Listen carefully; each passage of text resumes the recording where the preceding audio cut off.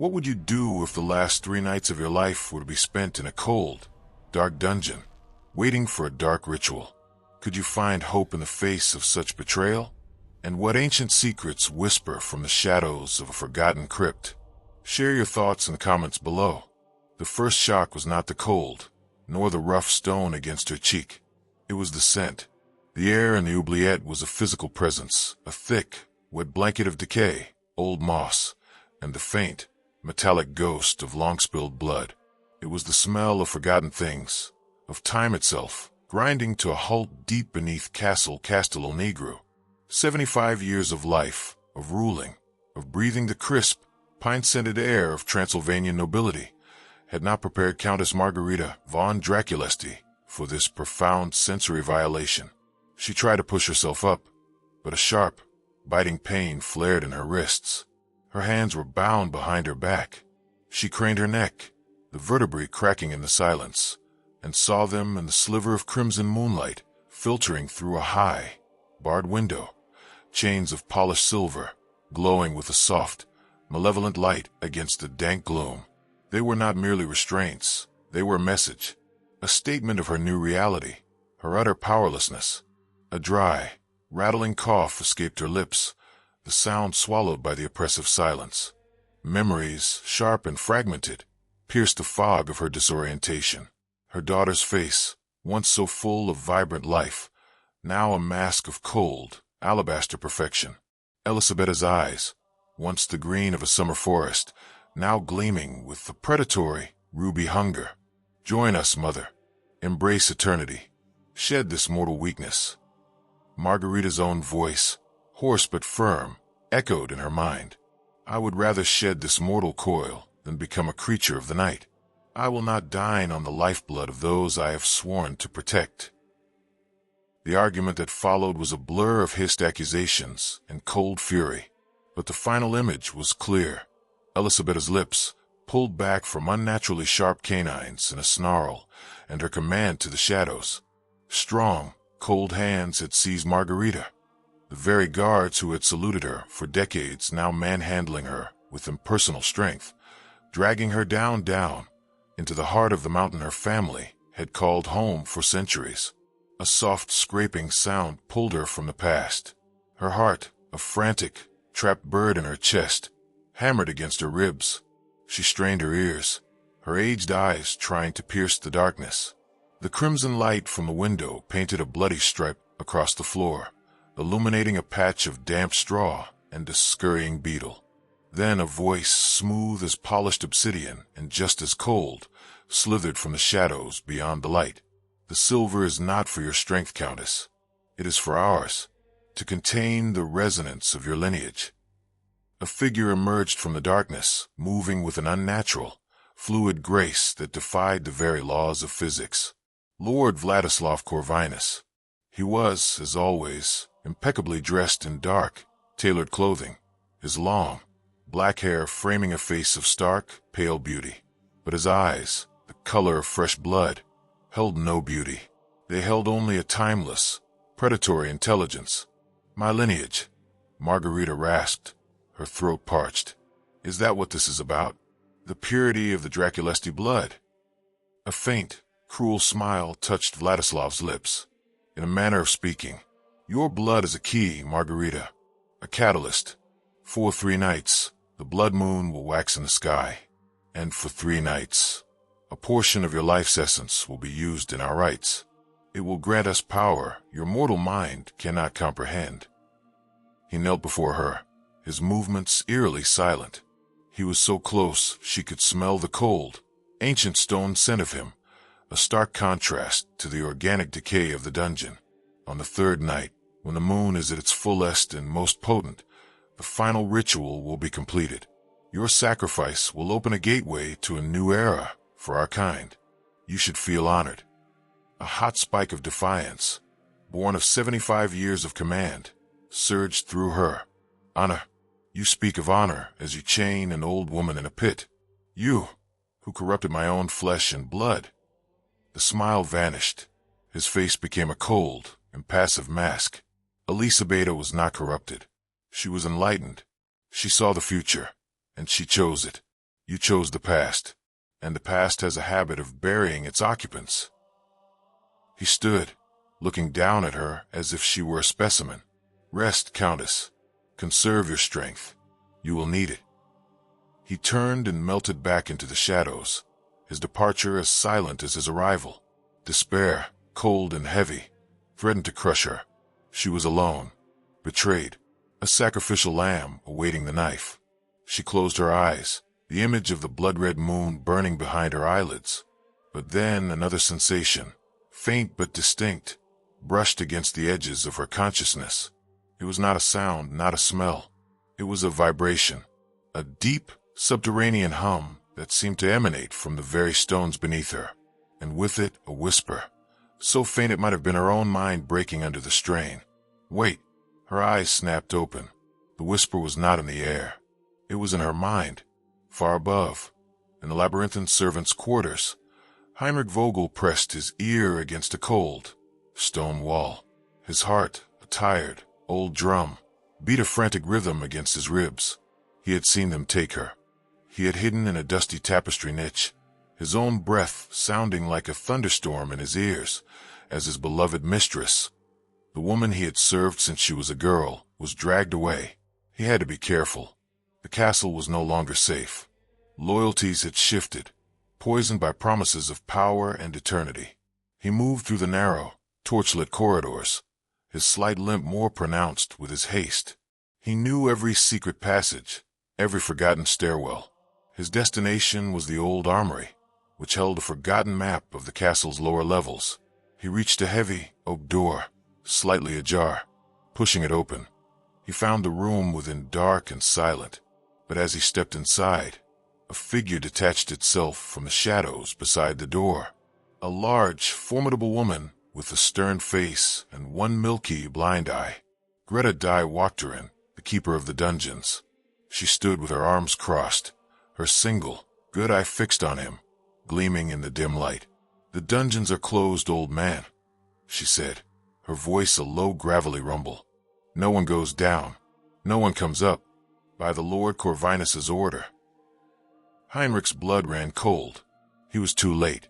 The cage was already locked, and deep below, Countess Margareta von Drăculești, her silver chains clinking softly in the oppressive silence, stared into the darkness, listening to the whisper from the stones, a single, defiant thought taking root in her mind. She was not as alone as they believed. The silence after Vladislav's departure was more profound than before, broken only by the frantic rhythm of her own heart. The faint, psychic whisper had vanished, leaving Margareta wondering if it was merely a phantom of her breaking mind, a desperate invention in the face of certain doom. Yet something had shifted. The despair was still there, a leaden weight in her stomach, but it was now edged with a sharp, clarifying anger. She focused on it, fanning the ember, using it to burn away the fog of self-pity. Betrayal. The word echoed, not just Elisabetta's, but a deeper, more systemic one. The hands that had dragged her here were not all supernatural. They were the calloused hands of her guards, men whose families had served hers for generations. Dmitri, the Murphas Kamatani, had looked her straight in the eye as he'd gripped her arm, his expression unreadable, his loyalty sold for what? The promise of immortality, a place in the new order, a memory unbidden surfaced. Dmitri, just a year prior, standing in the great hall, accepting a ceremonial dagger from her for his 20 years of service, his voice thick with emotion. "My life for the house of Drăculești, my lady." The hypocrisy was a sharper pain than the silver on her wrists. High above, in the world of light and moving air, Heinrich's mind was racing down similar paths. He stood frozen before Greta, the keeper of the dungeons. Her single, good eye was like a shard of flint, daring him to lie. The sheer bulk of her frame blocked any hope of physical passage. I was looking for the castle ledger," Heinrich stammered, the lie tasting like ash. "The accounts from the last harvest. I thought it might be in the old armory." Greta's expression did not change. "The ledgers are in the scribe's tower. You know this." She took a slow, deliberate step forward, the torchlight glinting off the pale, rippled skin of the burned scars on her cheek. The lower levels are forbidden. The master has decreed it. There is nothing for you down there but darkness and death, little man. The term of dismissal, little man, stung, but the confirmation of his fears was worse. The master, not the countess. Lord Corvinus. The castle had a new master. Heinrich bowed his head, a gesture of submission he had perfected over a lifetime of service. My apologies, Greta. An old man's memory fails him. He turned, his limp feeling more pronounced than ever, and shuffled away. He could feel her gaze burning into his back until he turned the corner. He did not go to the scribe's tower. He moved like a ghost through the castle, his senses heightened. He saw the signs now, the small details that had escaped his notice before. The traditional banners of the Drăculești crest were looking faded, slightly askew, as if no one cared to maintain them. The few servants he passed averted their eyes, their movements quick and furtive. And there, standing at the entrance to the great hall, was Dmitri. The Commutan was speaking in low, urgent tones with one of the pale, black-clad acolytes of the cult. Dmitri laughed, a short, harsh sound that held no joy, and clapped the acolyte on the shoulder. A gesture of camaraderie, of shared purpose. Heinrich's blood ran cold. It was one thing to suspect. It was another to see the rot so blatantly displayed. He needed a new plan. He needed an ally. Meanwhile, in the sunless deep, Margareta was fighting her own battle against the encroaching darkness. To keep her mind from shattering, she retreated inwards, to the last, pure memory before the fall. A sunny afternoon in the castle gardens, the scent of lavender and damask roses thick in the air. Elisabetta, perhaps 16, her coppery red hair gleaming, was laughing, her head thrown back as she tried to capture a butterfly with a painter's delicate brush. She was creating an illustrated manuscript of Transylvanian flora. Look, mother, the wings are like crushed sapphires. That girl, full of light and artistic passion, was gone. What stood in her place was a creature of cold marble and colder blood. What magic, what profound deception, could so utterly annihilate a soul? Vladislav's words echoed. She was enlightened.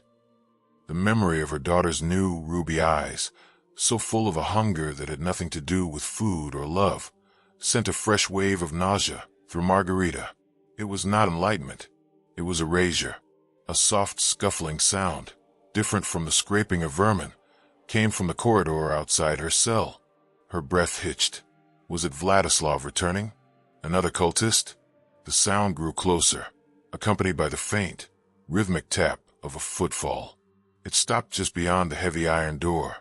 A slat in the door slid open with a quiet groan. A pair of eyes peered in, glowing with the same faint crimson light as the moon outside. Elisabetta's eyes. Mother. The voice was her daughter's, yet the tone was a stranger's, flat, devoid of its former musicality.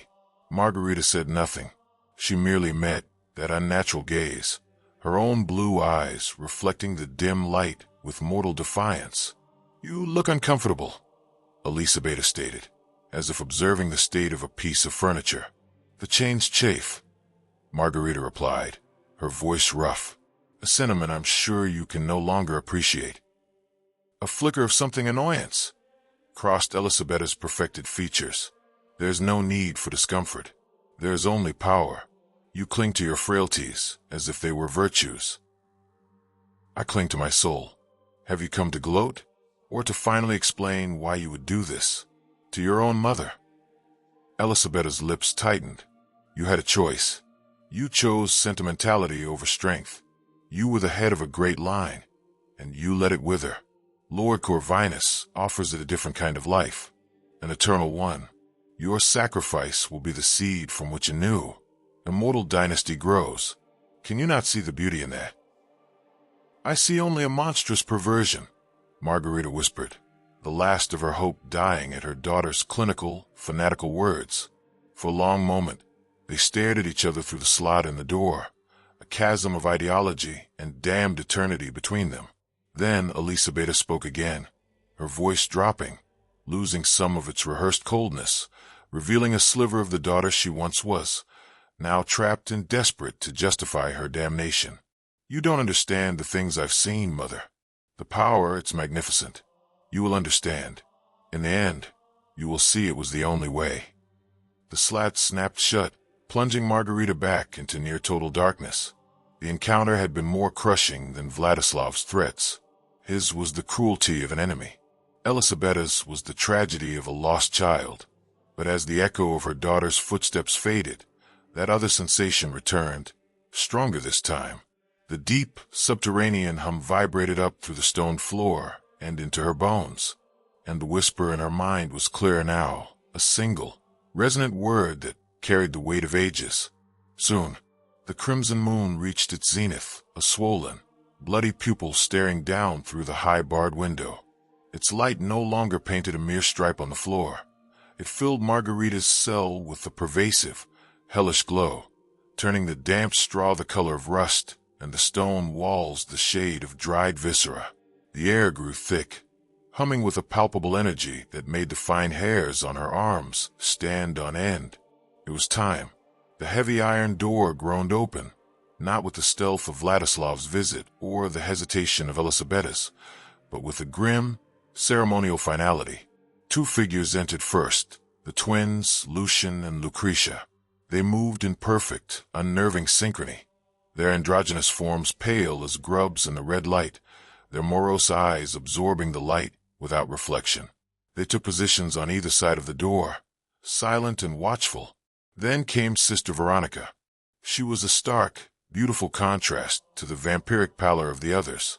Her skin was pale, but it was the pallor of a creature that shunned the sun, not one that worshipped the night. She was draped in robes of funereal black, a stark silver amulet, a twisted, thorn circle resting on her chest. In her hands, she carried a shallow, black obsidian bowl, its surface so polished it seemed to drink the red light. Her platinum hair was bound tightly back, emphasizing the severe, angular lines of her face. Her gray-blue eyes swept over Margareta with the dispassionate interest of a surgeon assessing a specimen. "The moon is ripe," she intoned, her voice melodious, yet utterly devoid of warmth. "The vessel is prepared." Behind her, Lord Vladislav flowed into the room, a shadow given form. He did not speak. He was the audience and the master of ceremonies, his crimson eyes fixed on Margareta with an intensity that felt like a physical violation. Margareta's heart hammered against her ribs, a frantic, trapped bird. She pressed herself back against the cold stone, the silver chains clinking a pathetic protest. This was no longer about threats or philosophical debates. This was the brutal, physical reality of her fate. "Keep her still," Veronica commanded, her voice soft as a serpent's hiss. Lucian was at Margareta's side in an instant. His touch was like ice, his strength inhuman. One hand, cold as a corpse's, clamped onto her shoulder, pinning her effortlessly. The other gripped her left arm, stretching it out, turning the pale, age-thin skin of her inner wrist towards the ceiling. Margareta struggled, a surge of primal adrenaline giving her a strength she didn't know she possessed. But it was like struggling against stone. Lucretia watched from the doorway, a faint, cruel smile playing on her lips. "Do not fight the inevitable, Countess," Vladislav murmured, his voice a caress in the dark. "Your struggle only seasons the offering." Sister Veronica knelt before her, placing the obsidian bowl on the floor beneath Margareta's outstretched wrist. From a fold in her robes, she produced a ritual dagger. It was not steel, but a shard of the same black obsidian, its edge seeming to shimmer with a dark light. It was the color of a starless midnight.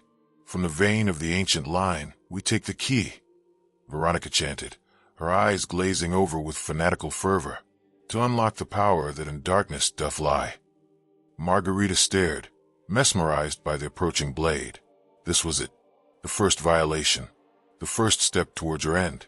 She squeezed her eyes shut, trying to retreat into her mind, to find the garden, the lavender, her daughter's laugh. But all she found was the cold and the whisper. "Be strong." The dagger's touch was not sharp, but searingly cold. It was not a cut, but a precise, agonizing pressure. Then came the pain, a bright, white-hot line of fire across her wrist. She cried out, a short, choked gasp she couldn't suppress. She heard it before she saw it. The sound was the worst part.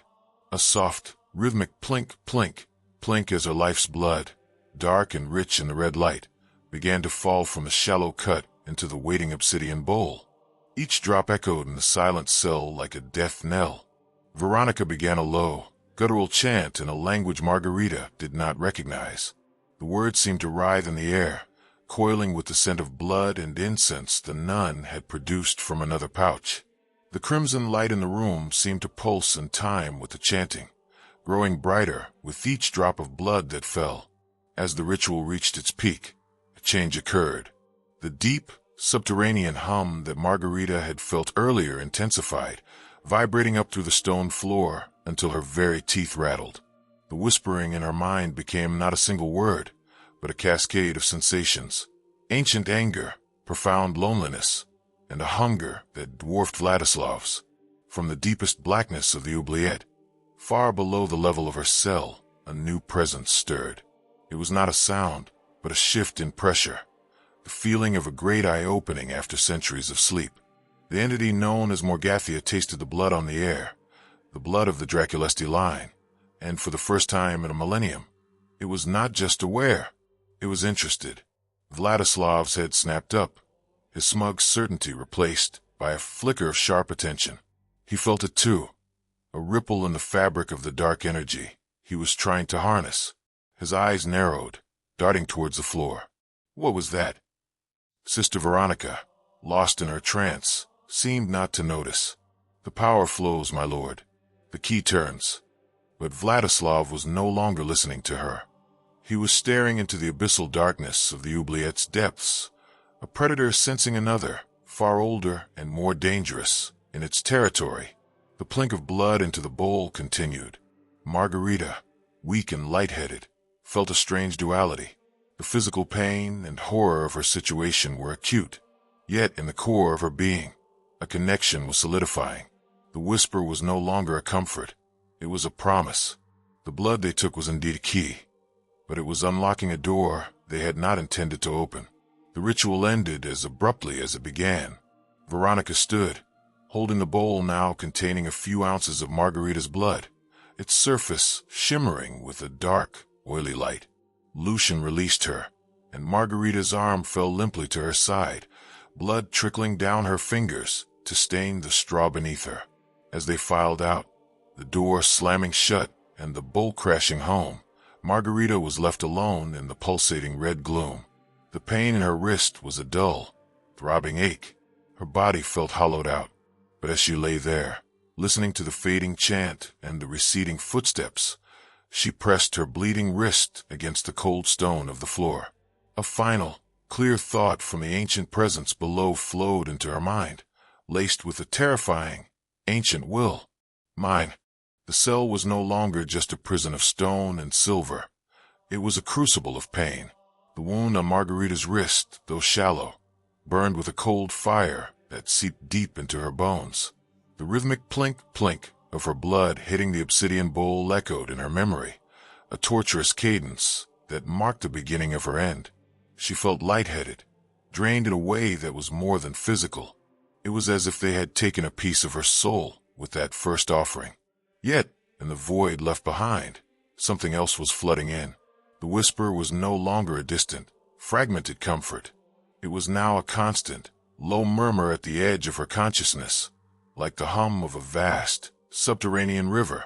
In the depths of her pain and exhaustion, she stopped fighting it. She let her mind go, sinking into the current of this ancient presence.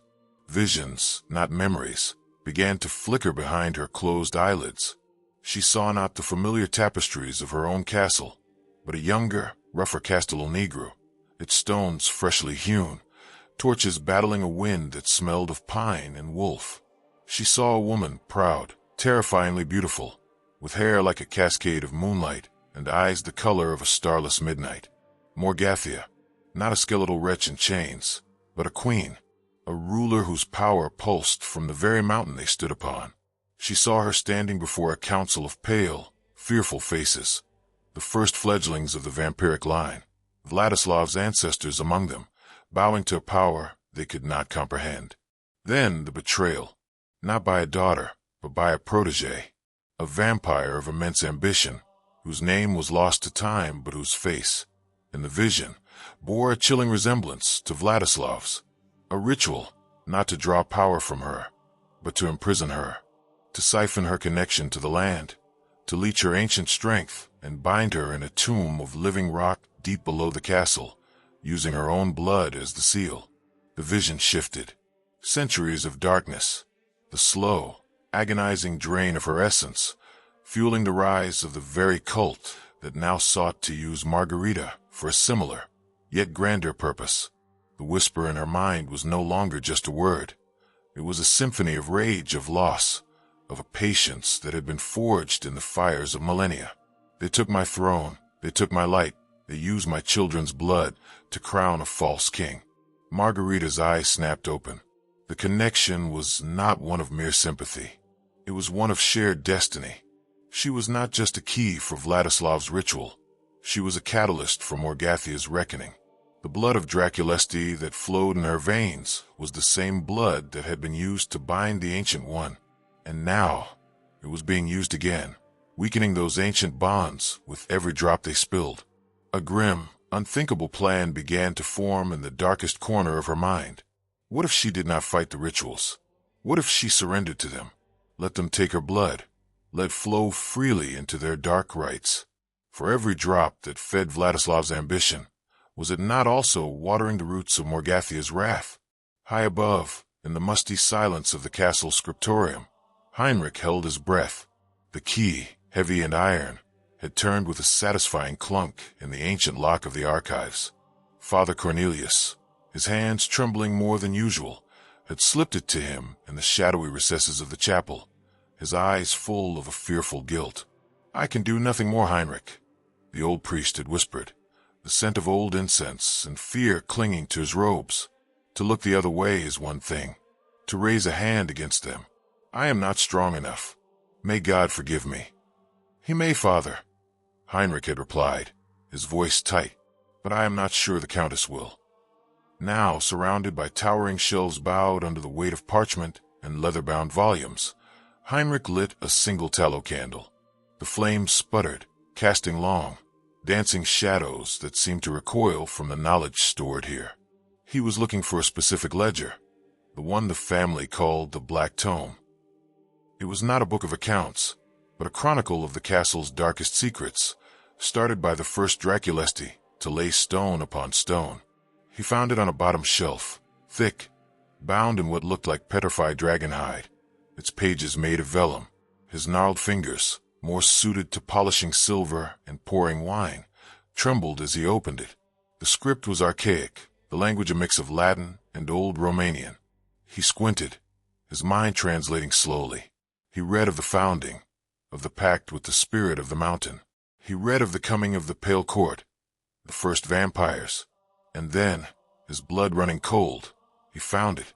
The entry was titled The Binding of the Mountain's Heart. And so the usurper, with cunning and dark magic, did trap she who was first, the Lady Morgathia, in the deepest stone. Using a shard of the star metal that fell from the heavens, he pierced her flesh and drew the blood that was the life of the land, using it to seal her tomb.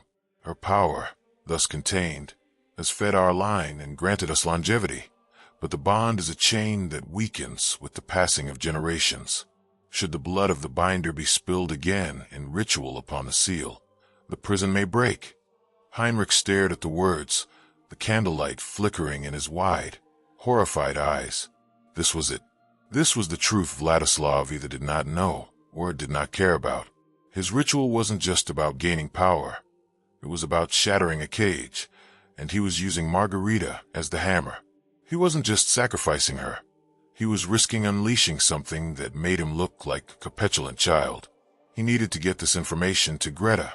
He needed to find a way down. But as he turned to leave, a soft, mocking voice came from the doorway. "Reading, old man? I would have thought your eyesight too poor for such dense texts." Casimir the Bloodless stood there, his bald head gleaming, his sunken eyes like black pits in the candlelight. He smiled, a thin, cruel gash in his sallow face. The master was wondering where the archive key had gone. It seems Father Cornelius's faith is as weak as his bladder. Heinrich's heart plummeted.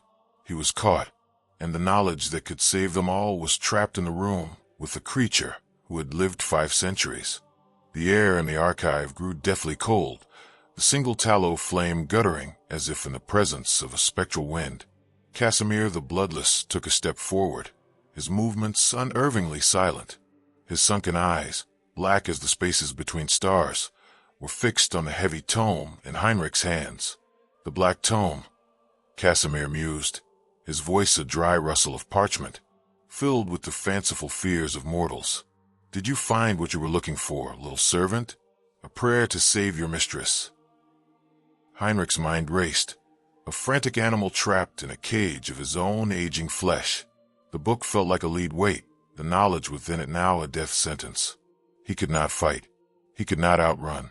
His only weapon was the truth, a truth he now understood was far more dangerous than he had imagined. I found a warning, Heinrich said, his voice steadier than he felt.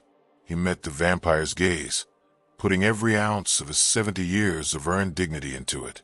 A warning your master is too arrogant or too foolish to heed. Casimir's lipless smile did not waver, but a new, calculating glint entered his dark eyes. Is that so? Enlighten me. This ritual, it isn't about granting Lord Vladislav power. Heinrich pressed, his grip tightening on the book. It is about breaking a seal that holds something far older and more powerful than him. You are not building a new era. You are digging your own mass grave. He watched Casimir closely. The ancient vampire did not scoff or lash out. He went perfectly still, a predator processing new, unexpected information. For a creature over 5 centuries old, self-preservation was the most deeply ingrained instinct. The mountain's heart, Casimir murmured, the words a soft exhalation. A myth, a story to frighten children. Is it? Heinrich countered, daring to take a half-step forward. He tapped the vellum page. The record is clear. The blood of the Drăculești line was the lock. And now, you are using the same key to try and open the door. Do you truly believe whatever is behind it will bow to Vladislav, or will it consume you all? The silence that stretched between them was thick and heavy. Heinrich could hear the frantic beating of his own heart. He was gambling everything on a sliver of doubt, on the innate paranoia of an immortal being. Finally, Casimir moved. He did not advance on Heinrich, but turned slightly, his gaze drifting to a dusty window that looked out over the moon-bathed castle grounds. Lord Vladislav's vision is absolute, he said, though his tone lacked its former conviction. He believes he can control the unleashed power, wield it. And you, Heinrich asked softly, after 500 years, do you still believe in the absolute vision of a boy king barely past his 8th century? Casimir's head snapped back towards him, a flash of genuine surprise in his dark eyes. The insult to his master had landed. It had broken through the veneer of loyalty, appealing directly to the ancient being's sense of seniority and survival. You speak treason mortal, Casimir said, but the threat was hollow, reflex. I speak survival, Heinrich corrected. For you, for me, and for what remains of this land. Help me stop this. Another long pause. The candle flame steadied, the oppressive cold in the room receding by a single degree. Casimir's gaze fell upon the black tome once more. The keeper of the dungeons, he said, his voice barely a whisper. Her loyalty has always been particular. It is not to Vladislav. It is to the stone itself, to the memory of what was. He looked back at Heinrich, a silent, treacherous understanding passing between them. I will not help you, but I will look the other way. For now, do not make me regret this moment of sentimentality, little servant. With that, Casimir turned and melted back into the shadows of the corridor, his departure as silent as his arrival. Heinrich stood alone, his knees trembling so violently he had to lean against the bookshelf for support. He had faced death, and he had won a fragile, temporary reprieve. He had an ally, of a sort, in the most unlikely of places. And he had a name, Greta. Her loyalty was to the stone. He had to find her. Now, below, the second blood moon was rising. The crimson light bled through the high window, and Margareta felt its pull deep within her, a sickening, magnetic call. The wound on her wrist, which had begun to scab, throbbed in sympathy. This time, when the door opened, there was no ceremony. Only Vladislav and Sister Veronica. The twins were absent. The ritual was becoming more efficient, more intimate in its violation.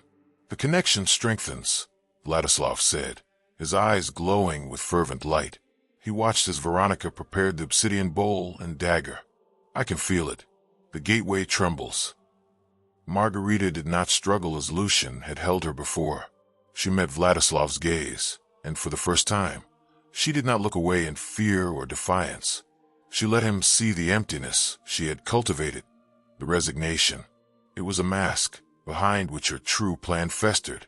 "Let them take it," the ancient whisper urged, its voice stronger now, a resonant echo in her soul. "Let the river flow. Every drop weakens my cage and strengthens my arm." As Veronica approached with the dagger, Margareta deliberately turned her wrist upward, offering it. A flicker of surprise crossed the nun's face before the fanatical glaze returned. "The vessel accepts its purpose," Veronica chanted, her voice tinged with triumph. The cold sear of the obsidian, the bright flash of pain, it was all the same. The plink, plink, plink of her blood began again.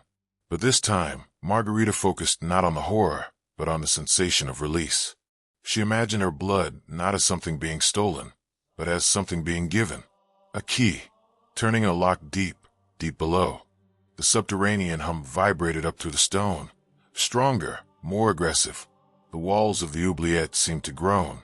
The whispering in her mind was no longer a murmur, but a clear, resonant voice, ancient and female, and filled with a terrifying love. "My child, my key, my vengeance." Vladislav felt it too. He staggered slightly, his hand going to his temple. "The power, it surges. Can you feel it, sister? It is almost ours." But his expression was not purely exultant. There was a flicker of something else, the first, faint tremor of fear. He was a rider on a storm, and he was beginning to realize he was not controlling the lightning. As they left, taking the second portion of her life's essence, Margareta slumped against the wall, weaker, dizzy.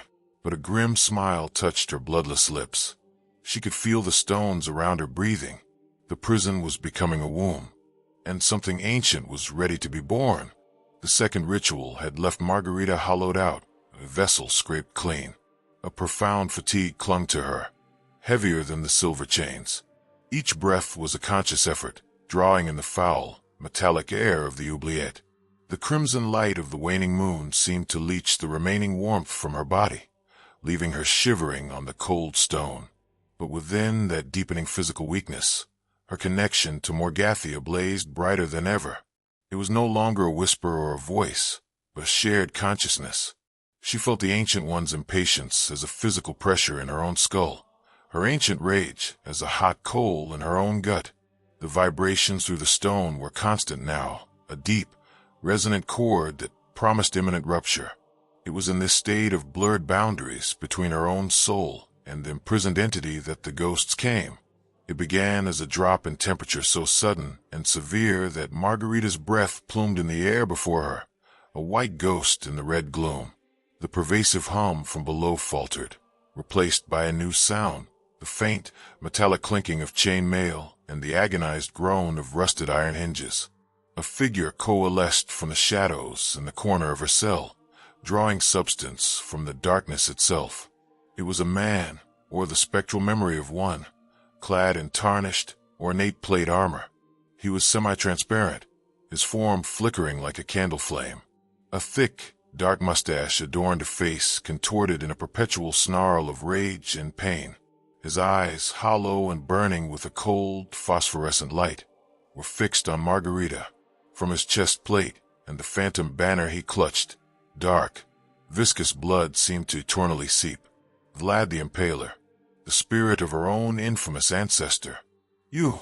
The ghost's voice was not a sound that traveled through the air, but one that formed directly inside her mind, grating and full of gravel.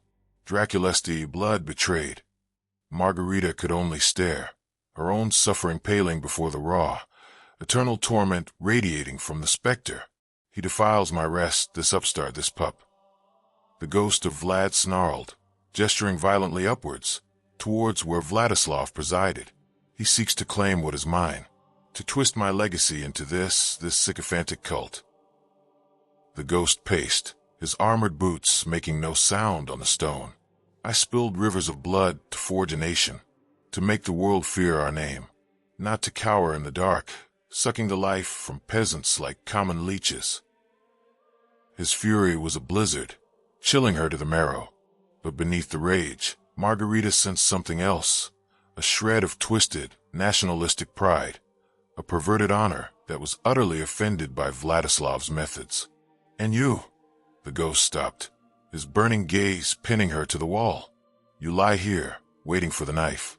Where is your fire? Where is the blood of my line? I am an old woman, Margareta whispered, her voice a dry croak. Chained, what would you have me do? The ghost of Vlad let out a sound that was half laugh, half scream of frustration. Fight, spit in his eye. Your death is coming, woman. Make it a song they will sing for centuries, not a silent whimper in the dark. His form flickered violently, and for a moment she saw the field of the impaled, a forest of writhing bodies and screams that tore at the fabric of reality. The vision was so vivid, so horrifying, that she recoiled, and in that moment of shared horror, another presence made itself known. It did not manifest as a figure, but as a wave of pure, ancient will that washed through the cell, momentarily dimming the ghost's fiery presence. Enough.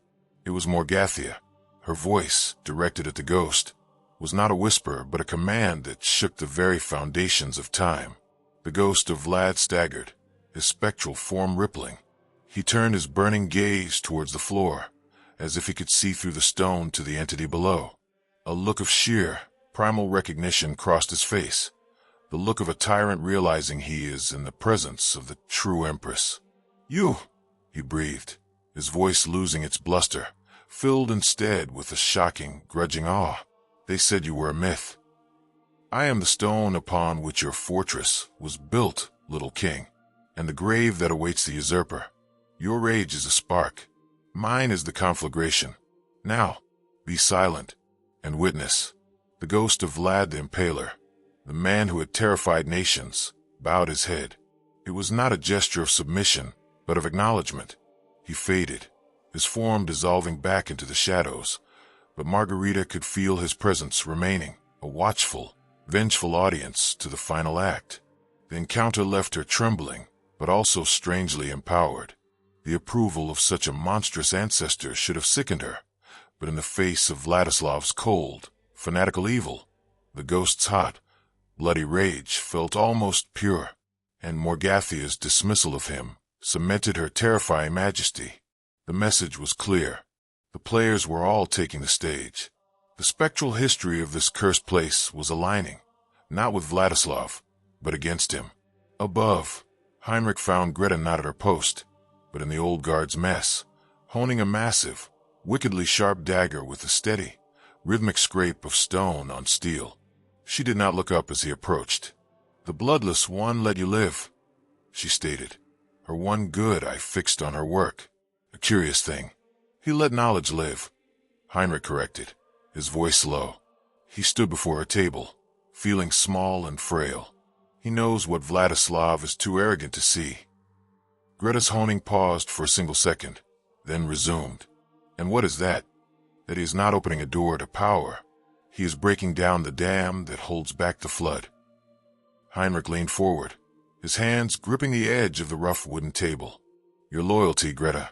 Casimir said it was not to him, that it was to the stone, to the memory of what was. For the first time, Greta looked up, her single, piercing eye bored into him. The scars on her face seemed deeper in the dim light. I keep the darkness in. I have for 30 years. It is my charge, given to me by the old count, her father. The darkness is waking up, Heinrich said, his voice trembling with urgency. And it is not the darkness Vladislav thinks it is. It is older. It is the mountain's heart, and Vladislav is feeding it with the Countess's blood. When the final ritual comes, he will not control it. It will consume everything. The stone you are sworn to protect will be the epicenter of its wrath.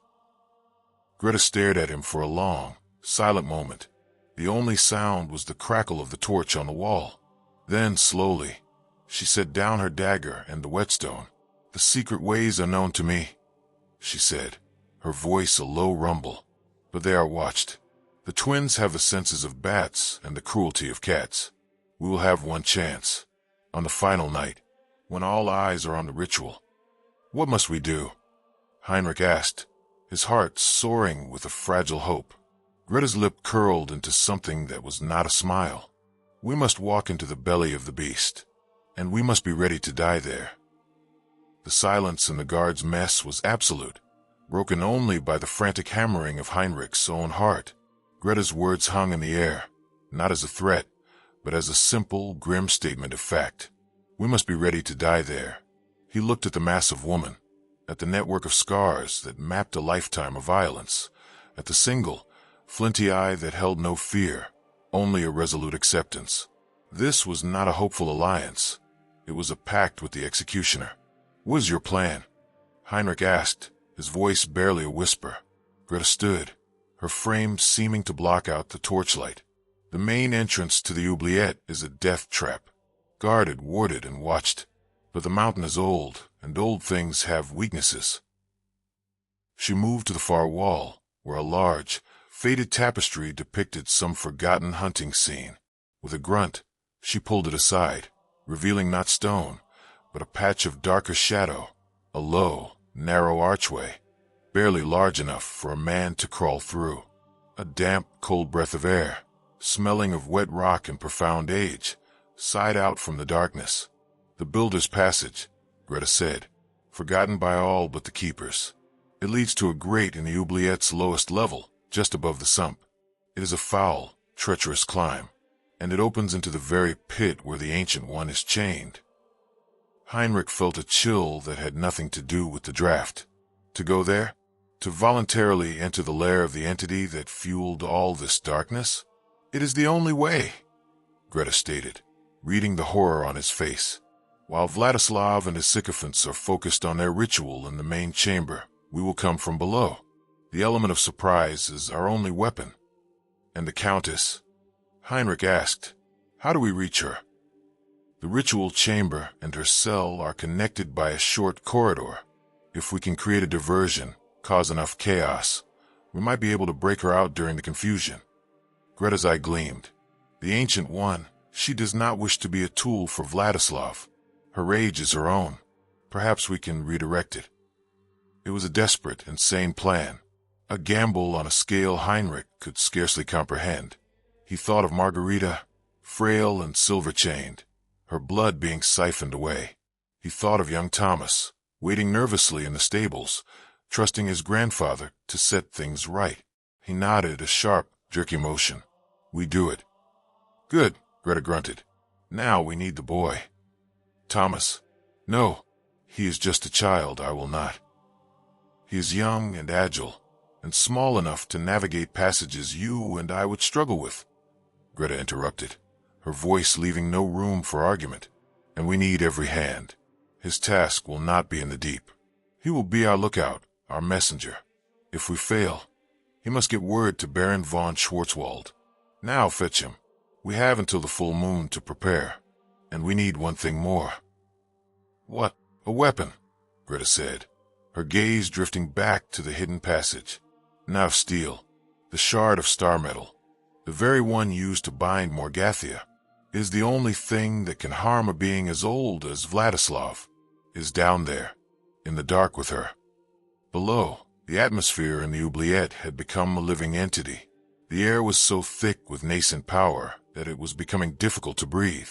The crimson light from the window seemed to bleed not just light, but a tangible substance, a mist of potential violence. Margareta no longer dreamed of sunlit gardens. Her resting moments were filled with visions of a world seen through a lens of stone and rage, the slow, grinding patience of mountains, the sharp, bitter taste of betrayal, the cold, comforting weight of impending vengeance. Her daughter visited again. This time, Elisabetta did not speak through the slot in the door. She entered the cell. She stood over her mother, her form a pale, beautiful statue in the hellish glow. The fanatical certainty in her ruby eyes was now frayed at the edges, replaced by a dawning, horrified uncertainty. "The power, it feels wrong, Mother," Elisabetta whispered, her voice barely audible. She hugged herself, a strangely human gesture. "It's not the pure, cold strength he promised. It's hungry. It feels like the mountain is swallowing us." Margareta looked up at her, her own eyes reflecting the red light, but with a clarity that seemed to see through the vampiric glamour to the terrified woman trapped within. "You were always too perceptive for your own good, Elisa. Even as a child, you saw the patterns in the frost on the window pane when others just saw the cold." Elisabetta flinched at the use of her childhood nickname. "He says it is the final stage, the necessary chaos before the new order is born. And you believe the spider when it tells the fly the parlor is simply being redecorated?" Margarita's voice was gentle, yet it cut deeper than any accusation. "He is not in control, my child. He is a leaf in a hurricane, and you have tied your eternity to his wrist." Tears of blood welled in Elisabetta's eyes, tracing crimson paths down her alabaster cheeks. "What choice do I have now? I am what I am." "There is always a choice," Margareta said, her voice gaining a sliver of its old, commanding strength, amplified by the ancient presence humming within the stones. "Even now, especially now, you can be the one who closes the door you helped to open." The cell door suddenly shuddered, a violent, percussive blow that echoed like a thunderclap in the confined space. A voice, smooth and lethally calm, came from the corridor. "Elisabetta." Lord Vladislav stood in the doorway. He did not look angry. He looked disappointed, and that was infinitely more terrifying. "Your doubts are a weakness, a cancer. Come away from here. The final preparations await." His gaze shifted to Margareta, and for a fleeting second, she saw it. Not just fear, but a desperate, grasping need. He was not just a tyrant. He was an addict, and he was one ritual away from his ultimate fix. He needed her blood, her lineage, her very soul, to validate his own existence. Elisabetta cast one last, agonized look at her mother, then bowed her head and obeyed, slipping past Vladislav like a chastised ghost. Vladislav remained, his crimson eyes fixed on Margareta. "Soon, Countess, soon, your mortal suffering will end, and your eternal purpose will be fulfilled. Rejoice." He left, sealing her once more in the pulsating dark. But Margareta did not feel despair. She felt the truth of it all settling into her bones. The players were moving into position. The keeper, the servant, the repentant daughter, the arrogant lord, and the slumbering goddess in the stone. The final act was upon them, and she, the sacrificial lamb, was sharpening her horns. The night of the third and final blood moon arrived, a suffocating shroud of anticipation settling over Castelul Negru.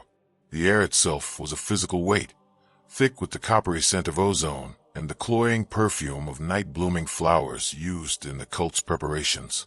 From her cell, Margareta didn't need to see it to know the moon was rising, a perfect, engorged orb of malevolent crimson.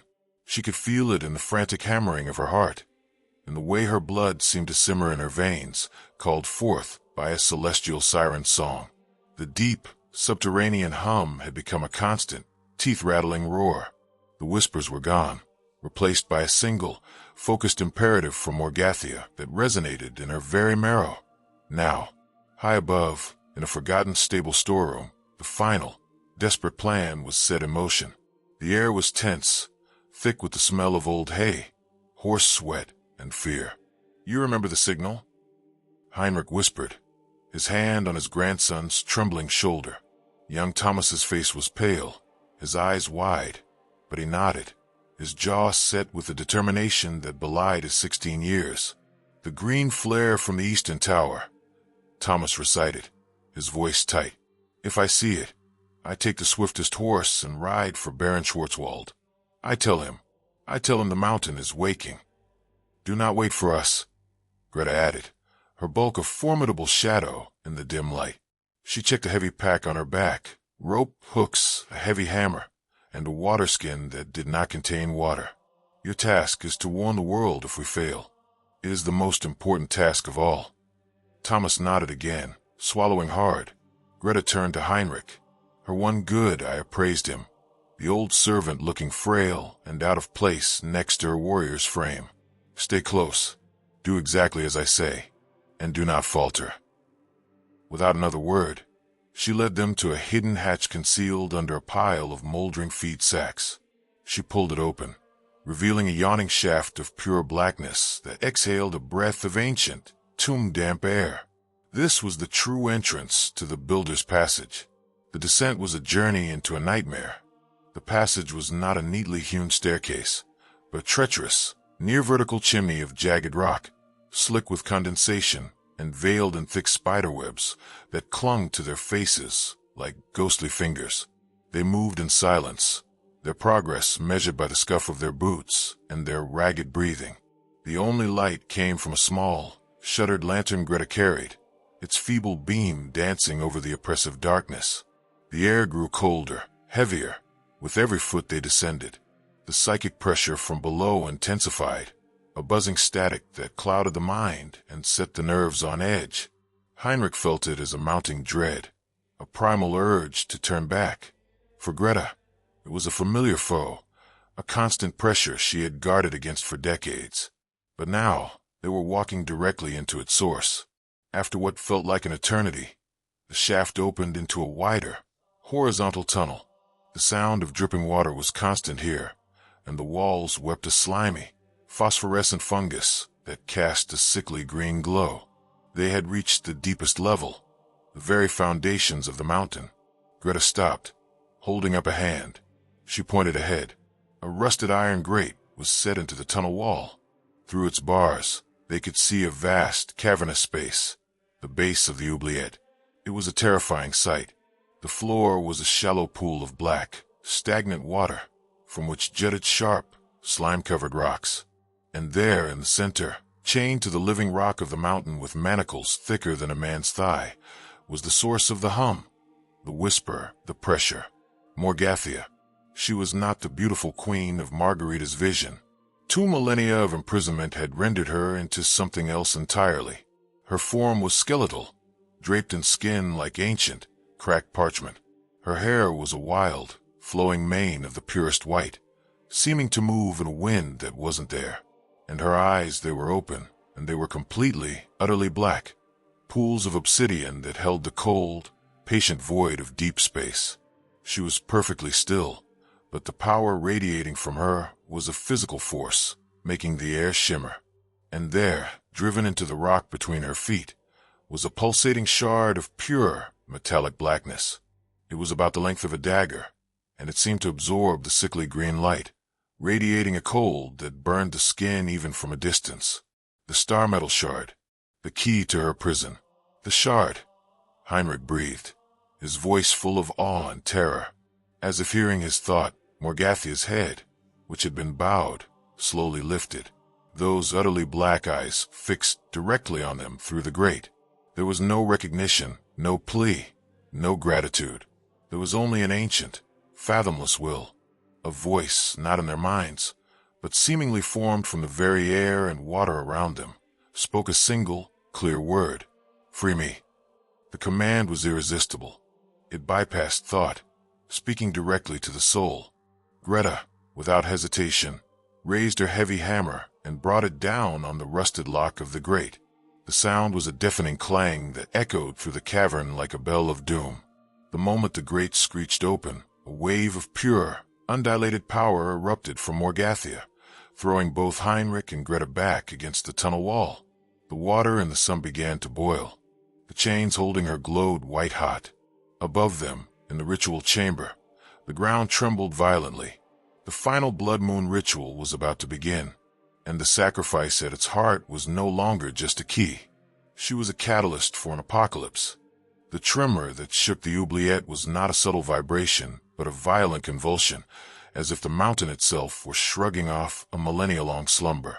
Dust and small stones rained down from the ceiling of Margarita's cell. The crimson light from the window flickered, for a moment seeming to be swallowed by a deeper, more profound darkness emanating from below. The heavy bolt on her door shrieked as it was thrown back. This time, it was not just Vladislav and Veronica. The entire cult seemed to be there. The twins, their pale faces eager. Casimir the Bloodless, watching with his ancient, calculating eyes. And behind them, a procession of pale, robed acolytes holding black candles that burned with the cold, green flame. They did not speak. They simply seized her. The silver chains, which had bound her for days, were unlocked from the wall, but left coiled around her wrists and ankles. She was half dragged, half carried from the cell and down a short, sloping corridor she had never seen. It opened into a vast, natural cavern that served as the cult's sanctum. The air here was a suffocating mix of incense, blood, and raw, crackling power. The cavern was dominated by a massive, circular dais of black basalt, etched with glowing runes that pulsed in time with the bloody moon high above in a fissure in the cavern roof.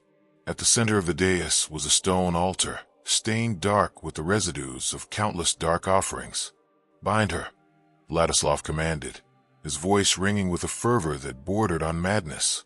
His crimson eyes were wide, the pupils dilated, drinking in the chaotic energy. He could feel it. The gateway to untold power was trembling, inches from being forced open. The twins shoved her onto the cold surface of the altar. The silver chains were pulled taut, anchoring her to iron rings set into the stone.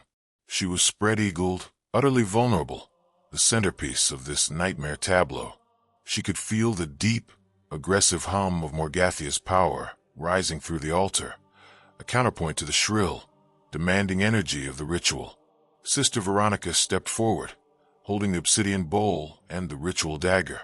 Her eyes were rolled back in her head, her chants a continuous, guttural stream. The acolytes formed a circle around the dais, their green candles creating a cage of sickly light. "This is a countess," Vladislav whispered, leaning over her, his cold breath ghosting across her face. "Your mortal coil ends. Your name will be remembered as the foundation of my eternal reign." Margarita did not look at him. She turned her head, and her eyes found her daughter. Elisabetta stood at the edge of the dais, her face a mask of torment, her hands clenched into fists at her sides. Their eyes met. In that moment, a lifetime of love, disappointment, and betrayal passed between them. And in her daughter's ruby gaze, Margarita saw not a monster, but a lost, terrified woman on the precipice. Now Margarita thought, not to herself, but to the ancient presence below. It has to be now. As if in answer, the cavern shuddered again, more violently than before. A section of the wall near the back of the cavern exploded inwards in a shower of rock and dust. Through the breach, two figures stumbled into the green-tinged light. Greta, hefting her massive hammer, and Heinrich, his face pale but his eyes blazing with a desperate fire. "Stop this madness, Vladislav!" Heinrich yelled, his voice cutting through the chanting. Chaos erupted. Vladislav's head snapped around, a snarl of pure fury distorting his beautiful features. "Kill them!" The twins moved with blinding speed, becoming pale blurs as they launched themselves at the intruders. But Greta was ready. She met Lucian's charge with a sweeping blow of her hammer that would have shattered a normal man's bones. He twisted away with preternatural agility, but it bought a moment. In that moment, Heinrich's eyes were not on the vampires. They were on the altar, on his mistress. He saw the resignation in her face, the acceptance of her fate, and it broke his heart.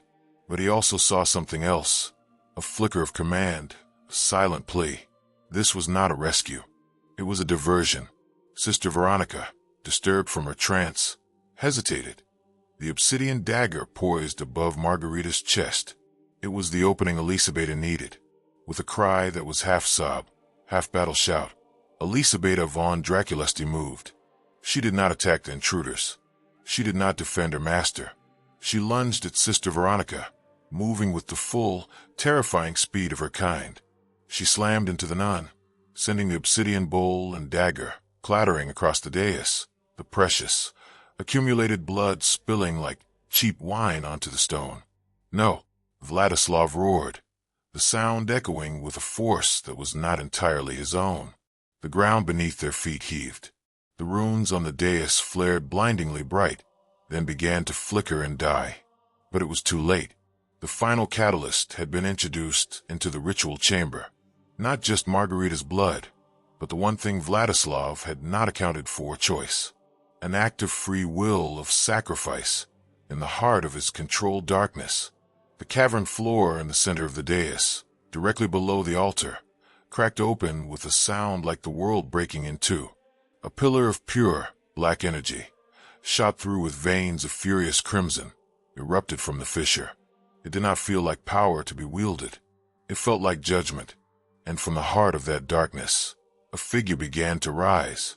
No longer a skeletal wretch in chains, but the terrible queen of Margarita's vision, Morgathia unbound.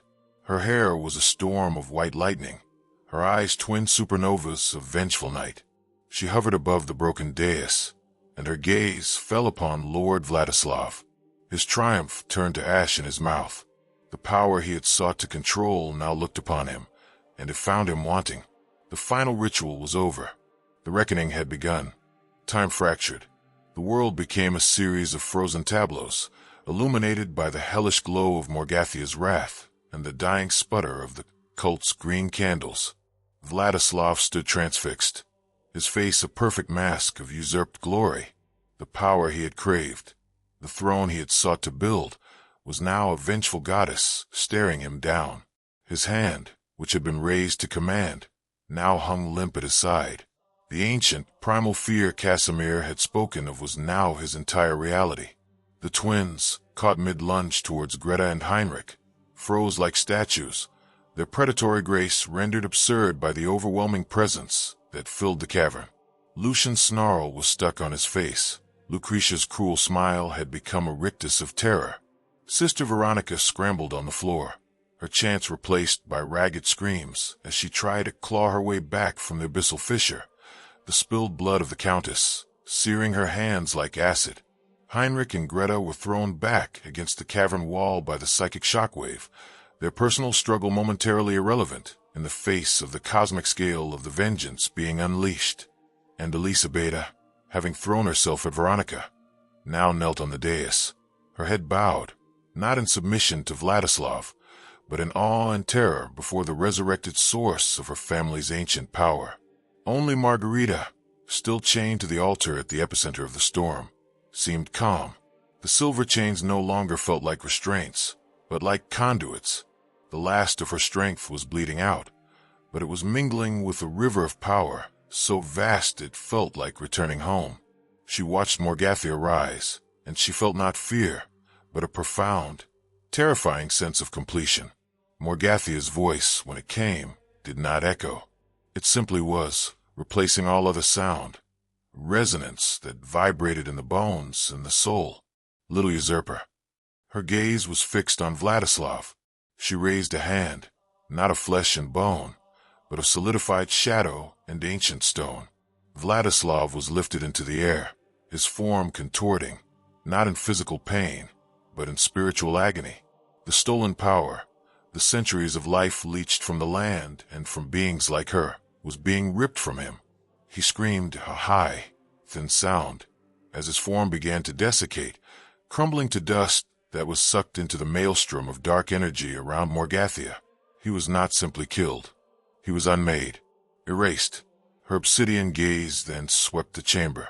It fell upon the twins. There was no malice, only the finality of a gardener pulling weeds, a flicker of her will, and they dissolved into motes of pale light that were extinguished forever. Casimir the Bloodless, who had remained in the shadows, simply turned to mist and fled, his ancient instinct for survival overriding all else. He would not be seen in Transylvania again. Sister Veronica, clutching her burned hands, met Morgathia's eyes. The The fanatical light in her own was snuffed out, replaced by the simple, mortal terror of a woman realizing she has worshipped the wrong god. A silent, invisible force slammed her into the cavern wall with a sickening crunch, and she slid to the floor, broken and still. The storm of vengeance subsided as quickly as it had begun. The pillar of energy receded, flowing back into Morgathia, who now stood solid and real upon the broken dais. The cavern was silent, save for the drip of water and Heinrich's ragged breathing. Morgathia turned. Her eyes, still pools of infinite night, now fell upon the altar. Upon Margareta, the ancient queen approached. She did not walk. She glided, the stone smoothing itself before her. She looked down at the dying countess, and for the first time, her expression held something other than rage. It held a flicker of gratitude. You have been the key. And the hammer. You have freed me. With a touch as gentle as a shadow, she placed a hand on the silver chains. They did not break. They simply ceased to exist, evaporating into shimmering dust. Margareta tried to sit up, but her strength was gone. The blood loss, the ordeal, had been too much. She was mortal, and her time was over. Heinrich stumbled forward, his face a tragedy. My lady, please. Morgathia looked from Heinrich's desperate face to Elisabetta's stricken one, then back to Margareta. A life for a life. A throne for a throne. Your line restored. She leaned down, and instead of taking, she gave. She pressed her lips to Margareta's forehead. A surge of power, not the cold, leeching energy of the vampires, but the warm, vital, ancient strength of the mountain itself, flooded into Margareta. The wound on her wrist sealed, leaving only a faint, silver scar. The weariness vanished, replaced by a vitality she had not felt in 30 years. But it was not a mortality. It was a gift of time. A second chance. Morgathia straightened, her form beginning to shimmer, to become one with the stone and the shadows. The balance is restored. The mountain will sleep. Rule well, daughter of my liberators. Her gaze fell upon Elisabetta one last time, a look that was both a judgment and a pardon. Then she was gone, not vanished, but dispersed, her essence returning to the heart of the mountain, to a slumber of peace, not bondage. The first rays of the true dawn, pale and pure, filtered through the fissure in the cavern roof, banishing the last of the bloody moonlight. The horror was over. In the silence that followed, Margareta slowly sat up on the altar. Heinrich was at her side in an instant, his old hands helping her down. They stood together, servant and mistress, survivor and savior, looking at the wreckage of the dark dream.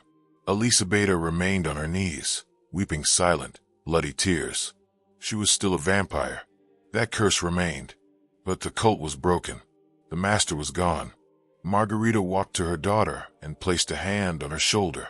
Elisabetta flinched, but did not pull away. The world will still fear you, Margareta said, her voice soft but firm. The voice of the ruler returned. And they will still need you, to help guard the mountain, to ensure this never happens again. Your eternity does not have to be a curse, Elisa. It can be a penance, and a protection. Elisabetta looked up, the red in her eyes now mixed with a fragile, dawning hope. As they emerged from the depths of Castelul Negru into the clean, cold light of morning, they found Thomas waiting, the green flaring used in his hand, his face etched with worry that melted into overwhelming relief. The castle was not the same. It was scarred, its dark history laid bare. But as Margareta von Drăculești stood on its battlements, watching the sun rise over Transylvania, she felt not its weight, but its potential. The blood-red moon had set. The crimson dawn was for the living. Thank you for watching. First of all, the stories we tell are either entirely fictional or inspired by real events. If you have any stories you'd like to share with us, let's chat in the comment section. If you liked our story, we'd appreciate it if you gave our video a like. Don't forget to subscribe to the channel and turn on notifications to stay updated on our next videos. You can check out the playlist created for other stories on our channel in the card section at the top right. See you in the next video.